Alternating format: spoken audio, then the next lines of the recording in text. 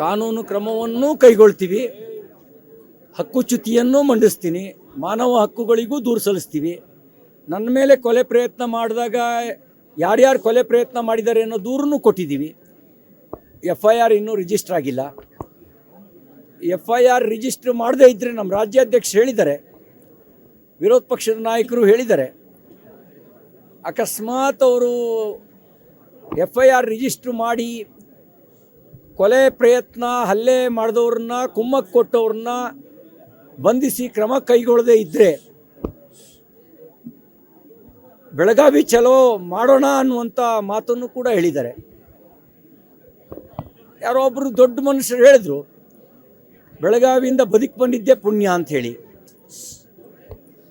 ಬೆಳಗಾವಿ ಜನ ಹೇಳ್ತಾ ಇದ್ದಾರೆ,